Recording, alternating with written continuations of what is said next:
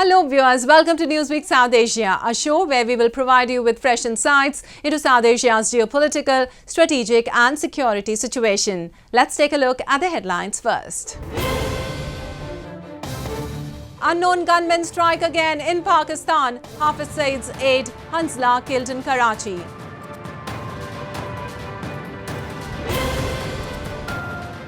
Open fire incident in Gilgit, Baltistan instigates public aggression.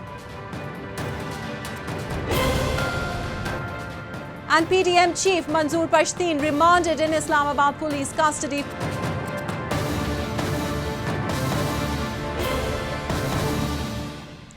In the past 2 years, more than a dozen terrorists from New Delhi's most wanted list have been mysteriously killed in Pakistan. The slain terrorists were associated with groups such as Lashkar-e-Taiba, Hizbul Mujahideen and Jaish-e-Muhammed. Recently, a close aide of terror LET chief Hafiz Saeed was killed by unknown gunmen near his residence in Karachi. A report.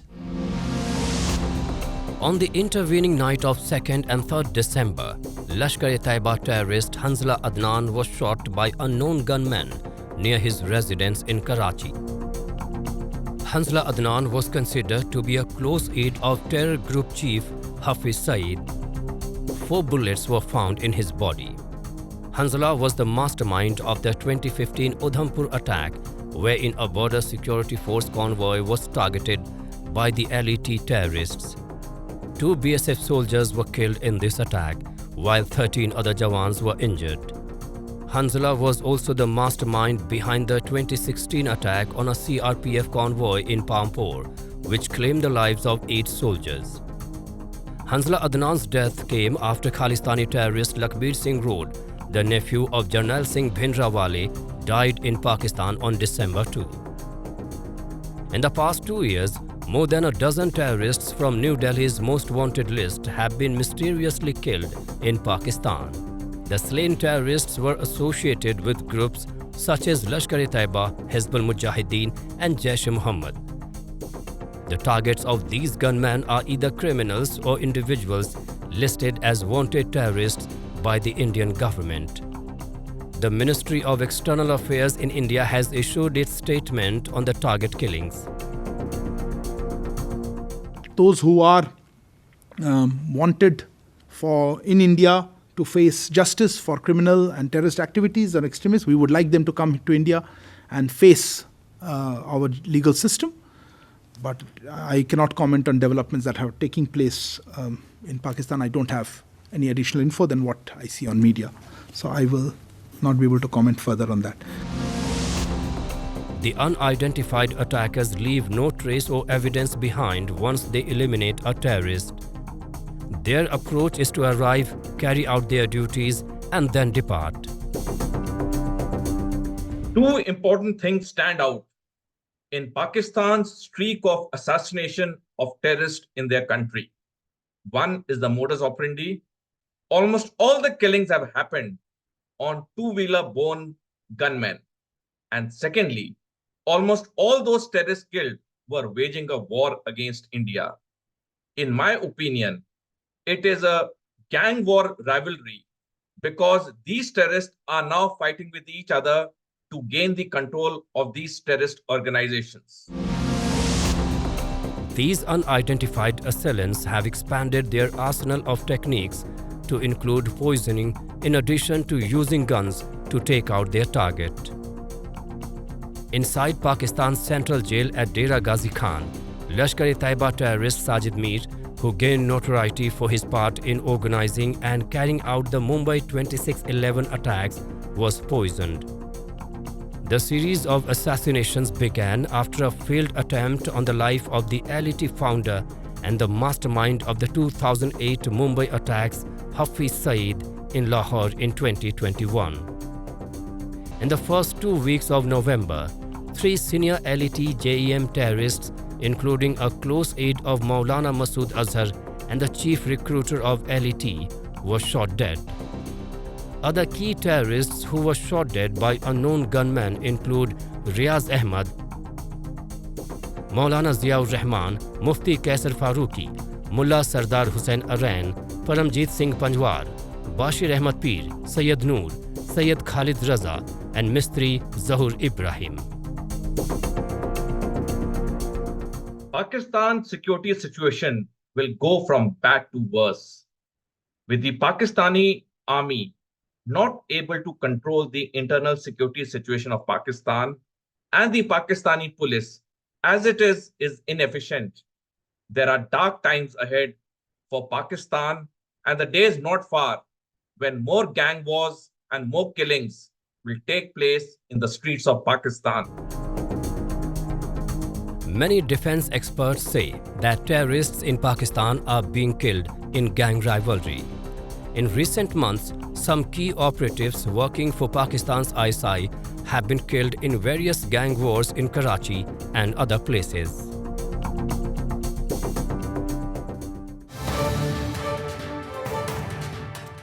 People in Pakistan appear to have accepted the reality that people go missing, and if they're lucky, they will suddenly turn up one day. Enforced disappearances is a serious and long-standing issue in the Islamic Republic.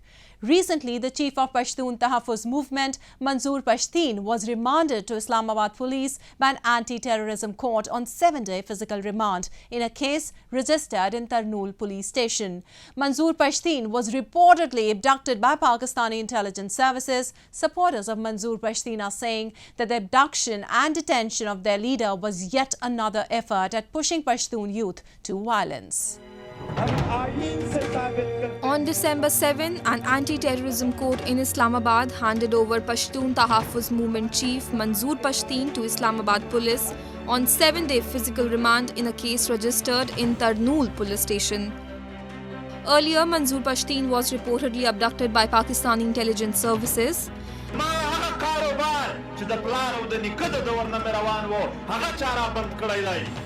The incident was reported a day after he was arrested by the police for addressing a protest to demand free cross-border movement with Afghanistan. The 29-year-old activist was arrested when he was travelling from the Baltistan's border town of Chaman to Turbat. Chaman Deputy Commissioner Raja Athar Abbas has claimed that Pashteen was arrested for firing on police vehicles. However, the PTM has denied the charge. Supporters of Manzoor Pashteen are saying that the abduction and detention of their leader was yet another effort at pushing Pashtun youth to violence. आज जब हमने mister मंजूर पश्तून ने चमन के धरने में ऐलान किया कि आज हम एक बहुत बड़े जुलूस के साथ अपने बलोच भाइयों के साथ इजहार यकजहती के लिए तुर्बत जाएंगे और वहाँ पर उनका जो एहतजाजी धरना बैठा है उसमें शिरकत करेंगे।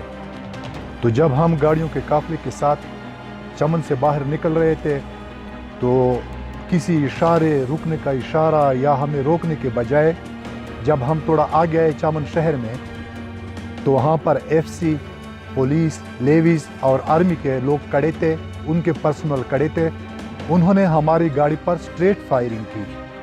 ना उन्होंने हमें रुकने का इशारा किया था, ना उन्होंने हमें रुकने का कहा था। अगर वो हमें रोक देते, गिरफ्तारी से तो हम नहीं डरते, ना मिस्टर मंजूर गिरफ्तारी से डरते, तो हम रुक जाते, गिरफ्तारी दे देते।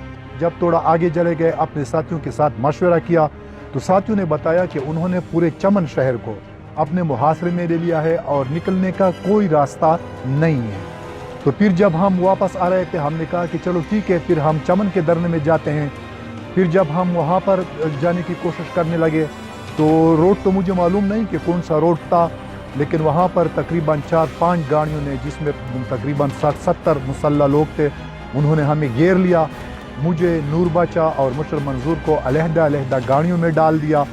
फिर तकरीबन आध घंटे के बाद हमें इधर उधर घुमाने के बाद मुझे और हमारे जो सूबाई कोऑर्डिनेटर हैं नूर बाचा, उसको छोड़ दिया गया और मिस्टर मंजूर को ये लोग अपने साथ ले गए।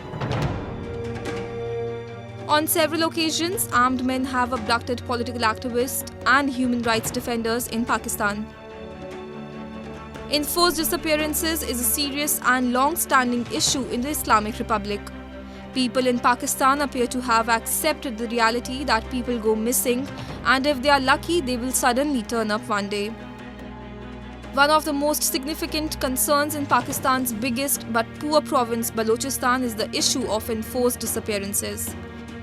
Numerous activists, journalists, and intellectuals have been reported missing, allegedly abducted by security forces or intelligence agencies.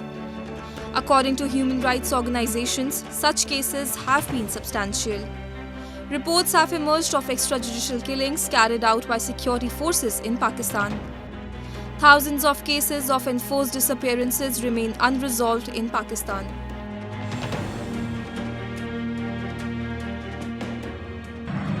चमन में एक धरना बैठा हुआ है, रियासत की पॉलिसियों के खिलाफ वो एहतजाज कर रहा है। इसी तरह से कश्मीर में पिछले 6-8 महीनों से एक तहरीक चल रही है, पूरा कश्मीर सड़कों पर है, वो रियासत की पॉलिसियों के खिलाफ एहतजाज कर रहा है। इसी तरह से चिलास में कल एक बस पर गोलियां चलाई गई जिसमें 8 लोग मारे गए। वहाँ पे गिलगित में सब्सिडी आटे पे खत्म की गई है, वो सारे एहतजाज कर रहे हैं। इसी तरह से बलोच एहतजाज कर रहे हैं। कोई बंदा इस वक्त रियासत से खुश नहीं है। Baloch and Pashtun political activists have raised growing issue of enforced disappearances in Balochistan and Khyber Pakhtunkhwa in the United Nations Human Rights Council. Even though the successive governments in Pakistan have promised to make the practice illegal, people are still being forcibly banished with impunity.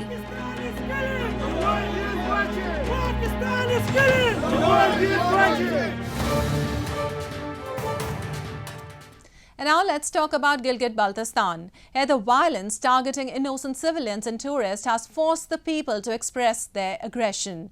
The most recent incident of an attack on a civilian bus resulted in the killing of several people. Now the security situation in Gilgit-Baltistan is being questioned and the people are angry as they are the ones who end up being a target for terror elements. However, the residents of Gilgit-Baltistan are now determined to make their voices be heard by the administration. Take a look.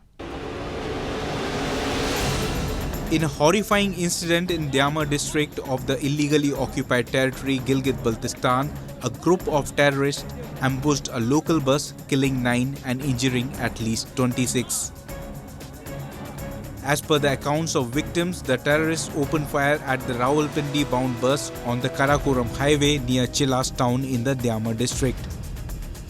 The driver lost control of the bus and crashed into a truck coming from the opposite side.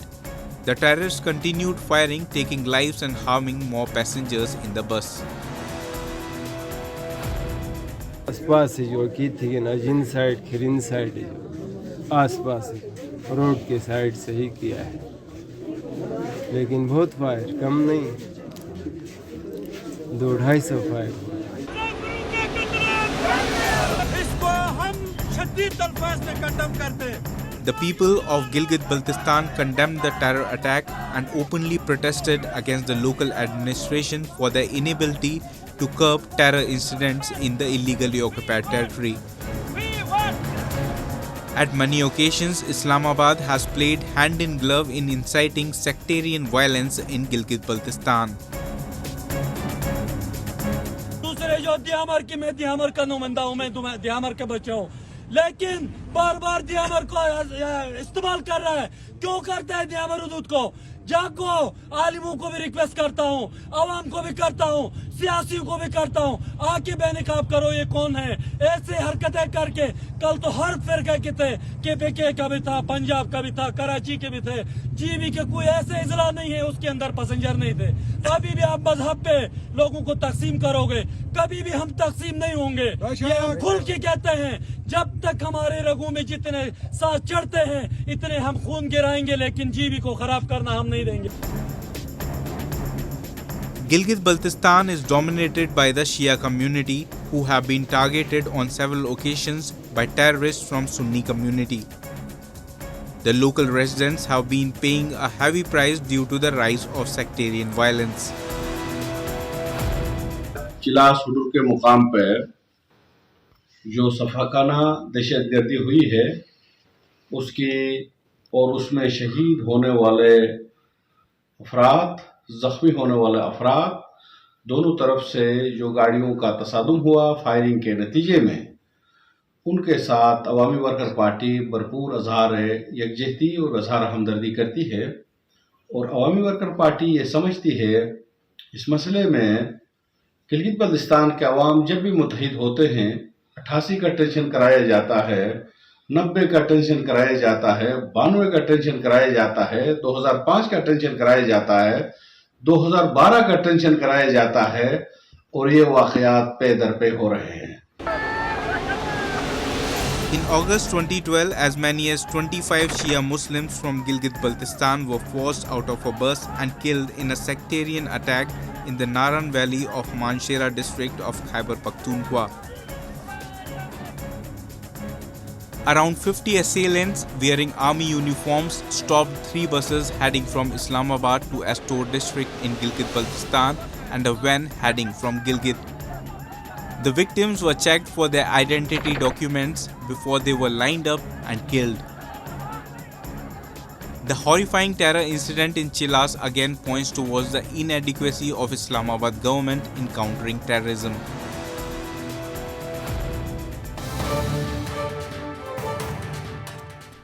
And London-based not-for-profit NGO, the Democracy Forum, TDF, recently organised a webinar titled "Why Has China's Belt and Road Initiative Failed to Take Off in Nepal?", where panellists expressed their views on the causes of the failure of the project. Everything from funding and transparency concerns to the nation's complicated geopolitical position was discussed. A report.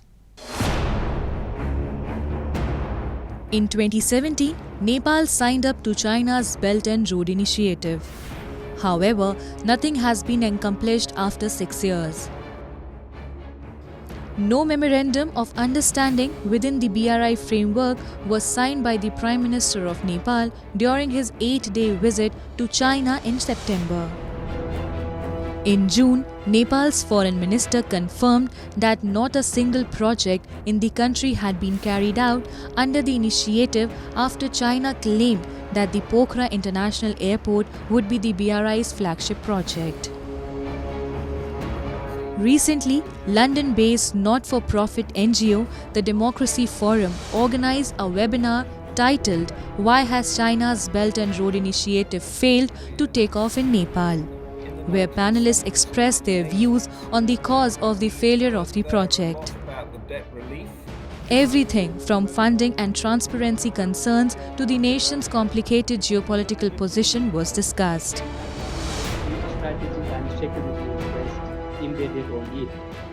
On September the 30th, the Prime Minister of Nepal completed an official visit to China and signed 12 memoranda of understandings.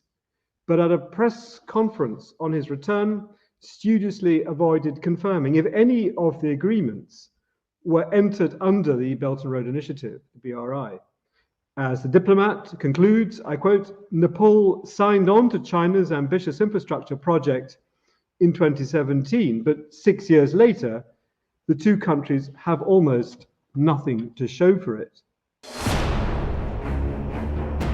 Political analysts say that Nepal has become increasingly wary of Chinese loans amid Sri Lankan's financial collapse and fresh US funding. Nepal is also aware of the situation in its neighborhood, Pakistan, which after signing up for massive Chinese debt funding, infrastructure projects, slipped into economic crisis and is now caught in political turmoil. Jeopardizing local interest, the CPEC project in Pakistan intends to benefit China and hence faces stiff resistance from the Baloch people. The exploitation of local resources for Beijing's advantage is unbearable for Baloch, who are already facing atrocities unleashed by the Pakistani security forces. Increasing checkpoints and unlawful fishing by Chinese trawlers in the area have forced locals to protest against the Chinese presence. Pakistan is now the world's largest recipient of Chinese grants and assistance. This is the ultimate achievement Islamabad has gained through CPEC. However, while the BRI is understandably viewed with optimism in some quarters given its potential, to deliver investments, jobs, transformational infrastructure projects, and general economic development, it is viewed with considerable and perhaps increasing anxiety by others in relation to non-performing assets and the implications of some countries not being able to meet their debt obligations. Indeed, it can be argued that some recipient countries are starting to feel the negative effects of Chinese BRR financing gone wrong. BRI loans are much higher than the loans provided by other multilateral organizations. The average interest rate of BRI project is 4.2% with a grace period of less than 2 years and a maturity length of less than 10 years. Nepal's reluctance to fully embrace the BRI is also linked to concerns about its constitutional obligation for non-alignment. The fear that Chinese interference might lead to financial disaster is the main reason behind the non-implementation of Chinese projects in Nepal.